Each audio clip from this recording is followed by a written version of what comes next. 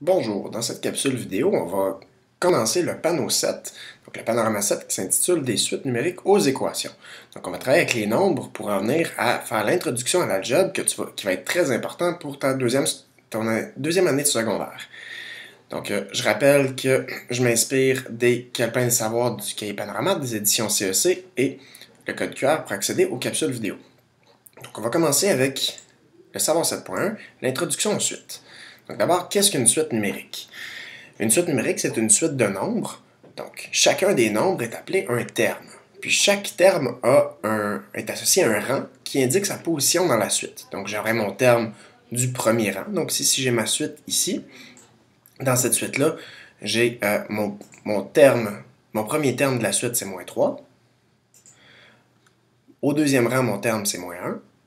Ensuite, j'aurai le terme 1 au troisième rang. Et le terme 3 occupe le quatrième rang.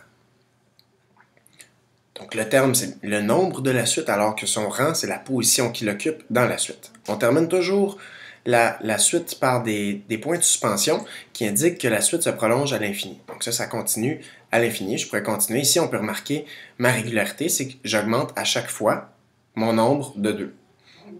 Donc le prochain serait 9, 11, etc. Et ça continue comme ça. Donc justement, ma régularité, qu'est-ce que la régularité? Ben, on découvre cette régularité-là en cherchant le lien qui existe entre deux termes consécutifs de la suite. Donc, par exemple, ici, si j'ai ma suite de nombres, je vais me demander quel est le lien qui existe entre mes deux termes de la suite. Donc, ici, si je fais mes flèches, à chaque fois, je vais remarquer que pour chacune de mes flèches, mon bond entre mes deux termes consécutifs, donc deux termes qui se suivent, c'est toujours le même bond. Donc j'ai plusieurs types de suites, mais ça c'est une suite qu'on va appeler une suite arithmétique qui a toujours le même bond qui est -3. Donc ça c'est ma régularité. On peut l'appeler aussi la raison. Donc à chaque fois, je prends mon terme, j'enlève 3, et ça me donne mon terme suivant. Ça, c'est ma régularité. Si je regarde avec la deuxième suite de nombres, encore là, j'ai toujours un lien qui existe entre deux termes consécutifs, mais ici, ce ne sera pas un lien d'une addition ou d'une soustraction. Je vois que ma suite est en décroissance, ça décroît à chaque fois, mais ici, ça diminue de 48, ici, ça diminue de 24, donc je vois que ce n'est pas toujours le même bond. Donc, ça peut être aussi un lien multiplicatif. Donc, une multiplication ou une division. Ici, ça va être divisé par 2. Donc, à chaque fois, je prends mon terme, je divise par 2 et ça me donne mon terme suivant. Donc, ça va être ma régularité. Donc, ça existe aussi des suites comme ça. C'est juste pas une suite arithmétique, comme on va voir un petit peu plus tard dans les notes de cours. Donc, voilà. Donc, maintenant, une fois que j'ai trouvé ce lien-là, ben ça, c'est ma régularité. Donc, ma régularité pour la première suite est de -3. Ma régularité pour la deuxième suite est de diviser par 2. Maintenant, une suite de nombres comme ça, je peux la représenter de 4 façons. Donc, je peux prendre le mode de représentation d'écrire en mots, en dessin. On verra aussi la table de valeurs et le graphique. Donc, on va commencer avec en mots.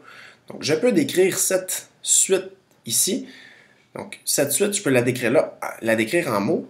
Ce que je vais faire, c'est donner son premier terme et décrire sa régularité. Donc, pour donner cette suite-là, si je dis le premier terme est 40, et on doit additionner 30 à un terme pour obtenir...